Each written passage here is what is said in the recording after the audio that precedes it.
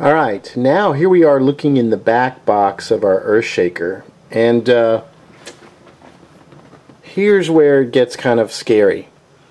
This is the auxiliary power driver board. I've gone over the playfield, everything looks good, all the coils look good, but obviously there's some problems on this driver board, and I think I'm going to have to address them before I even turn this thing in to see. First off, what we've got is some really crazy stuff going on here. If you look over here at fuse 3, I don't know if you can see. Okay, obviously they've jumpered this because this trace is burned up. But look at this fuse. I don't know if you can see it. They've literally soldered a piece of wire across it. So it's no longer a fuse. It's just a jumper. Okay, so we're going to take our little fuse thing here, and we're going to get this horrible thing out.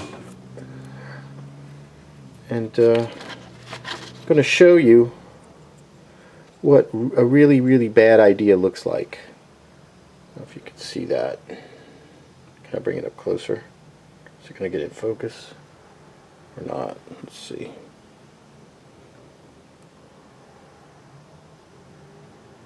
In any case, let's see. What we've got there is somebody has soldered a wire onto the across the actual fuse, and that's really bad. So it's not even a fuse.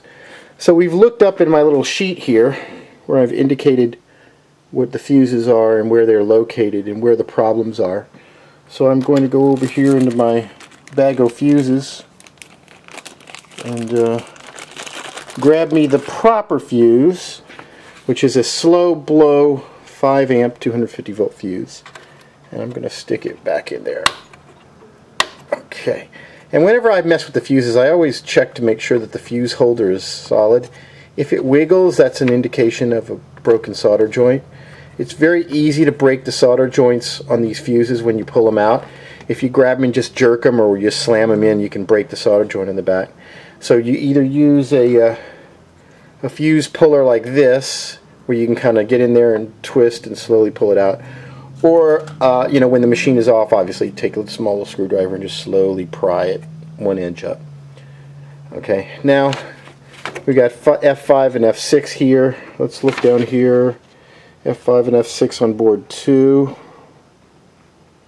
They are a 2 amp slow blow.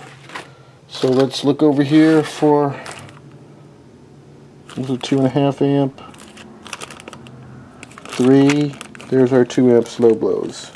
So I'm going to take my 2 amp slow blows, put them in the proper thing. Like that. Okay, got it. Down here, look at that. Look at that. There's another hack job. I don't know if you can see that. Let's zoom in on that. Figure out what the proper distance is to get this thing to focus. Come on, focus. Yeah, see that? They've soldered across the fuse. It's just crazy.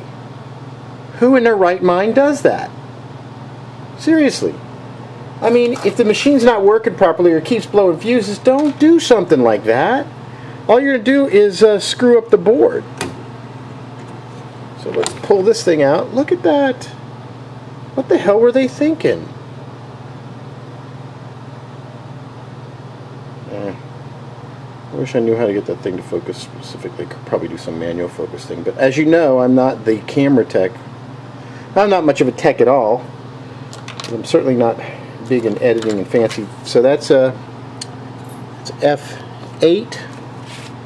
So we look down here, because this is a printed out page from the manual. F8 is a 7 amp slow blow.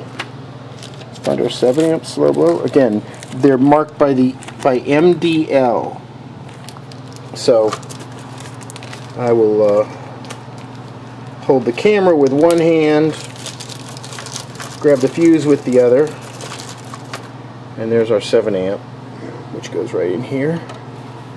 So let's slowly put that in. Make sure, so we actually have all the proper fuses.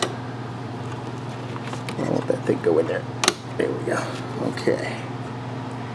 And of course, you want to check all the fuses with the continuity check on the multimeter before you even put them in.